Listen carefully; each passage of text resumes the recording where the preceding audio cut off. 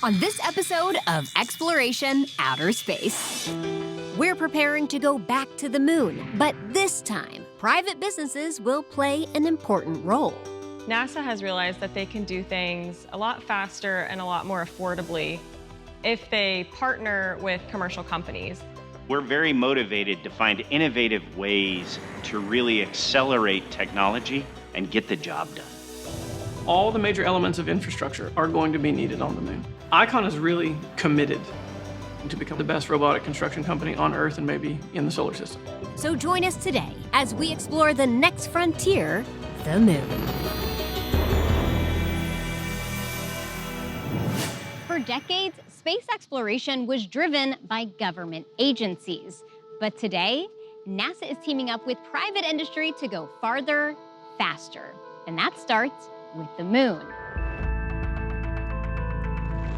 From landers to lunar infrastructure, private industry is playing a key role in this next chapter of space exploration. Our first stop, Intuitive Machines, where the countdown to the moon has already begun. NASA is reaching out to private companies as part of the Artemis mission really to stretch their dollar, where businesses are taking some of the risk on themselves. So we're very motivated to find innovative ways to really accelerate technology and get the job done. So far, Intuitive Machines has sent 2 landers to the south pole of the moon, which are designed to gather data about this unexplored region. And we did it for $100 million instead of billions and billions of dollars. NASA's Artemis program has the ultimate goal of creating a permanent presence on the moon so that they can explore the South Pole, a freezing, heavily cratered area that's believed to have pockets of water ice. Water ice can be used in multiple ways, like turning it into oxygen and even rocket fuel. But in order to achieve this goal, there's lots of exploring and developing that needs to be done first. One of Intuitive Machines' main contracts is to build a lunar rover for the Artemis program. They call it the Moon Racer. The Moon Racer LTV is a lunar electric vehicle for the south pole of the moon. The most precious commodity on the moon is the astronauts' time. So the rover helps to maximize that time and helps to make their science and exploration as efficient as possible. To get a feel for what it'll be like to drive this rover on the moon, All right, step in. Intuitive Machines has this incredible simulation room where I'm going to man the controls. Let's drive a rover on the moon. Ooh, here we go. Skip over that crater for now. Whoa, this feels like it's really moving. Here comes a bump. Okay. This simulator uses real footage of the moon to mimic its actual surface. You can imagine how useful this will be for training astronauts before they go to the moon. I'm gonna try to do it slowly this time. Yikes. Whee. Oh, wow. That wasn't too bad. I feel like I'm an expert lunar rover driver at the moment. This makes it really simple, exploring the craters and exploring the moon. You can feel every nook and cranny on the surface as you're going over.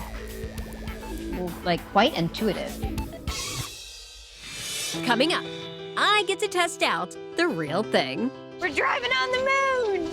This is like off-roading.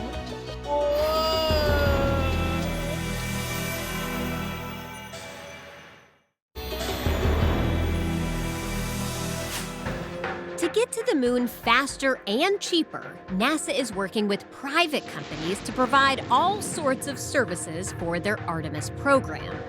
One of their biggest needs is a lunar rover. The contract that we're in right now, NASA has awarded to 3 companies to develop the lunar terrain vehicle as well as the delivery system And then there'll be a period where NASA deliberates and evaluates the 3 competitors, and then they're going to down select maybe 2 providers to take this to the next level. Earlier, I got to experience a simulation of what it would be like to drive a rover on the moon. Now, I'm ready to test the real thing. This is what it's like to actually drive a mock-up of the lunar rover. Okay, you ready? I'm ready. Here we go. Has anybody hit a car yet? No, luckily not. Not yet. Since this rover isn't made for a parking lot, we're gonna do something a little more adventurous. Hopping over a curb is no big deal for this vehicle. Whoa, that was cool. Oh, this feels very cool. This is like off-roading. Whoa. This is amazing. Rovers have been sent to the moon before. The first one was used in 1971 during Apollo 15. On behalf of Intuitive Machines, what a proud day for us. As you might imagine, 50-plus years later, the Intuitive Machines rover has more advanced features. The difference of RLTV to the Apollo rover is the ability to be driven remotely or autonomously. So remotely, you're using a remote control unit here on Earth to drive it. Autonomously means we can tell it, go to this specific location on the moon, and it'll traverse to that location, and it finds the best path, how to get there. It knows what rocks it can travel over. It avoids craters. It's really cool you guys have this field that you can test this out in that like has some rough terrain. Yeah, absolutely. It's amazing. It's a lot better than a parking lot. We're driving on the moon. If NASA decides to go with this rover, besides traveling around the lunar surface, it will also provide storage for tools and scientific payloads. We're kicking up so much debris. We are, it's great. I'm gonna take it off the curb, is that cool? Yeah, absolutely. Well, that was definitely a lot of fun. The motto at Intuitive Machines is test early and test often. When NASA eventually sends astronauts to the South Pole of the lunar surface, they'll be going to a place that can get as cold as negative 230 degrees Celsius. You better believe that their spacesuits will need to be equipped with a heating system that affects every part of their body, including the soles of their feet. A company called Axiom Space is working to develop their special spacesuit. For the first few Artemis missions, astronauts will be gathering rock samples from an area that's never been explored. On the lunar surface, you're doing lots of geology. You have a lot of kneeling, you have a lot of squatting. You want something to pick up? This suit does have a lot of improvements in mobility and flexibility. As you can see, I can get down to this low. I'm really comfy here. I can hold my center of gravity, and I could sit here all day, and it's really comfy. The astronauts of Apollo never went to the South Pole.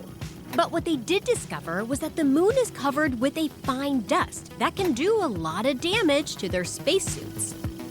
Not only are they in an atmosphere that is a vacuum, they also have to deal with dust that are like little sharp pieces of glass.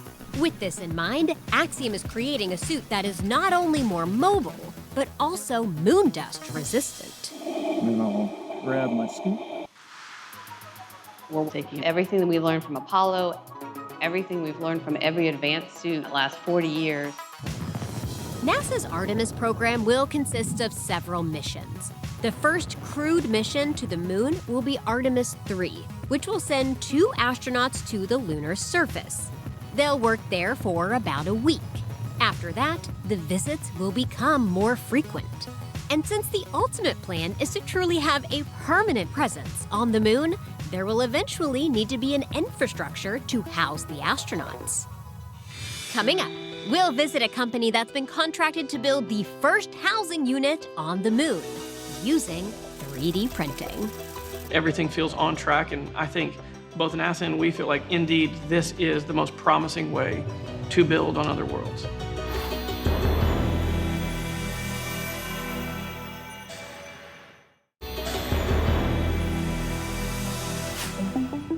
For NASA's Artemis program, if we're going to have a permanent presence on the moon, we'll need to build an infrastructure that includes a landing pad for rockets, roads to get around, and habitats that will shield astronauts from radiation.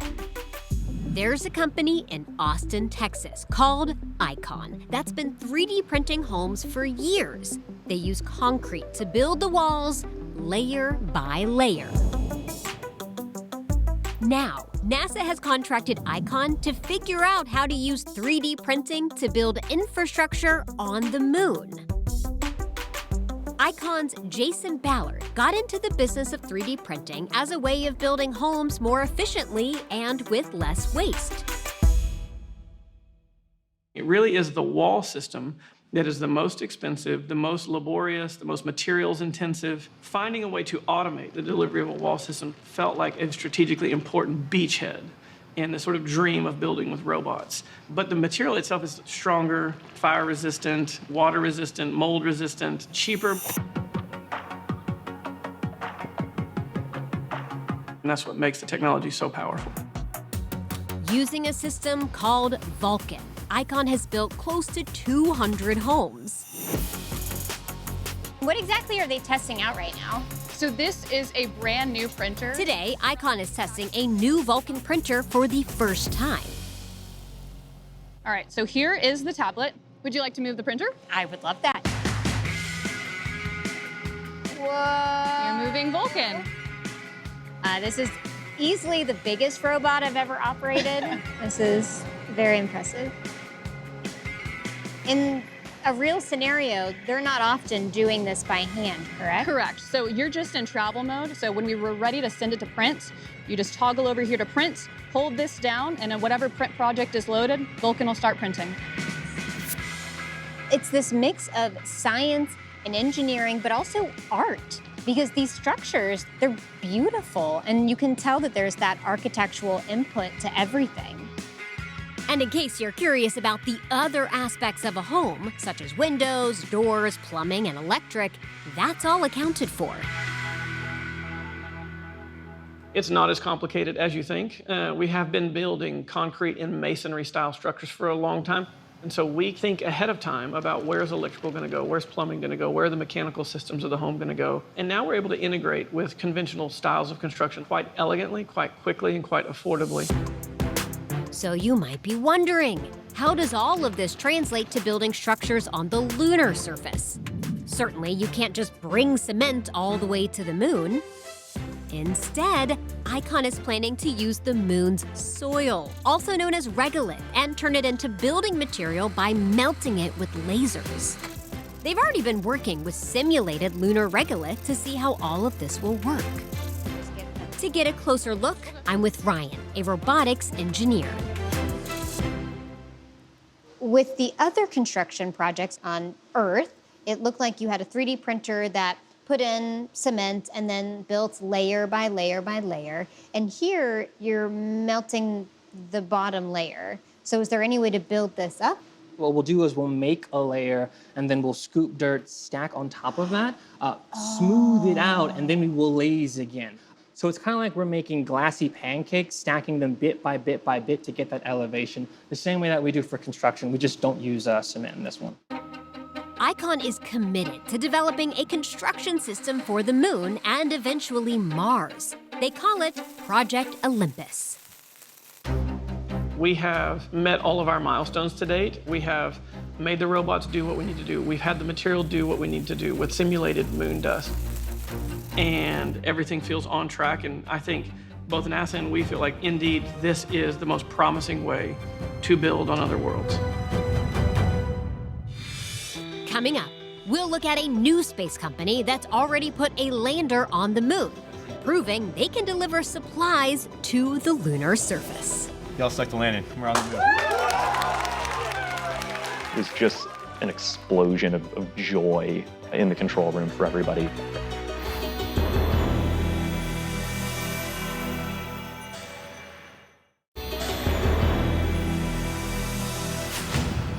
Before we can send humans back to the moon and establish a permanent settlement, NASA needs to gather a lot more scientific information about this uninhabited world.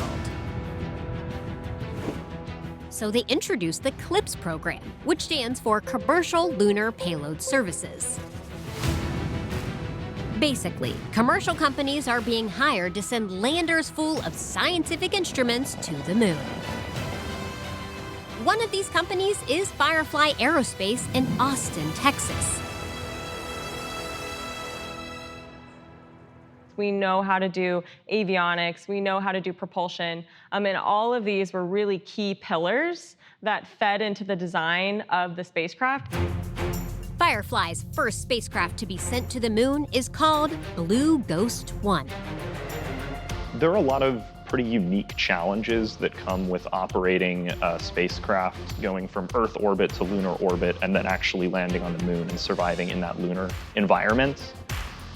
On orbit, there's a lot of problems that you need to deal with radiation on some of the electronic components. Space is just a wildly unfriendly thermal environment.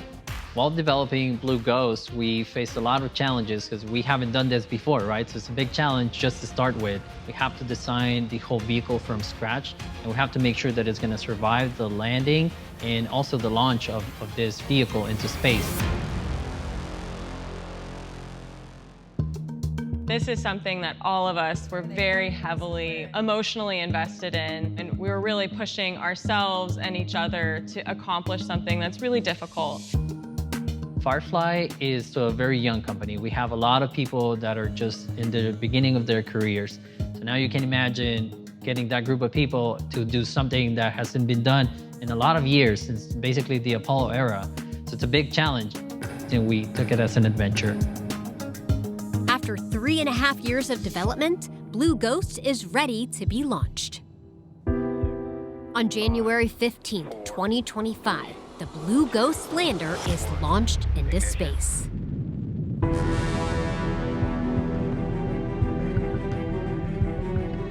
It orbits Earth for 25 days before performing a translunar injection. Upon reaching the moon, Blue Ghost orbits it for 16 days. Then, on March 2nd, it begins its descent to the lunar surface. The Blue Ghost lunar lander doesn't have any astronauts on board, right? So there's no one driving it. So it relies on its vision navigation system and tell it how to approach the lunar surface and how to find the safe spots on the lunar surface. During descent, the pressure for the flight director is really high.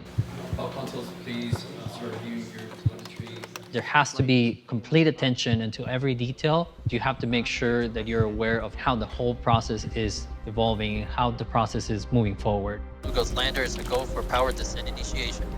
There was a lot of tension in the control room leading up to landing. 30 seconds to PDI. There's a lot of nerves that come with doing something like that for the first time. Board is no longer possible. You're just so locked in on what's on your screen and what's coming in, and you're just running off of adrenaline. 100 meters up. But then it really got quiet as you go into those final minutes of landing on the moon. 50 meters up. 30 seconds remaining in flight. You see the landing sensors tick off. 11 meters up. And then, ultimately we heard the call from our chief engineer that we landed successfully. 3 contact sensors trip. Y'all select the landing. We're on the moon. It was just an explosion of joy in the control room for everybody. This adrenaline just kind of flows through your body because you're just so excited that we finally did it. Over the next 14 hours, the 10 payloads delivered by Blue Ghost execute their scientific missions. It was a team effort that required contributions from all types of people at Firefly Aerospace.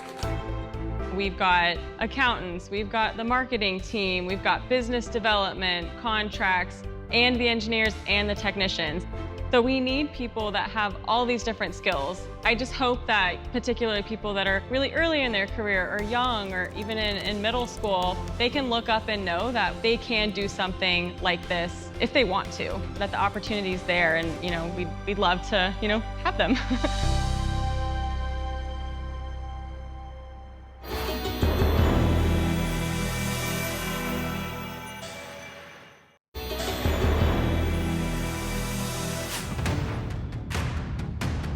With NASA hiring private companies to help explore the moon, the result is a growing lunar economy.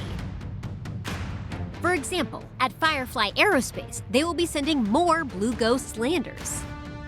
We're really excited that on Blue Ghost Mission 2, not only are we carrying NASA payloads, we also have a full manifest of commercial and other international customers on board with us. So in addition to NASA, we'll be carrying the payload that's through an Australian company. We will also have the RB1 Rover that's through our partnership with a company in the UAE.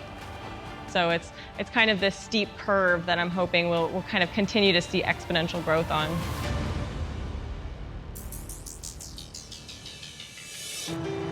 Just as the space race of the 60s spurred NASA to put a man on the moon, today there's a new space race brewing. We do have another space race going on, and it is a race for territory, for resources, and that is the moon. That is the big race right now. You can see it in the news. China has been absolutely killing it. They fully plan to have a space base with humans on the surface of the moon by 2030. So how do we compete? We use American ingenuity. You have to get other people involved through this commercial partnership. That's how we win. That's how America does what America does best and competes. So you might say that in our effort to achieve a permanent presence on the moon, the clock is ticking. Thanks for joining us today on Exploration Outer Space.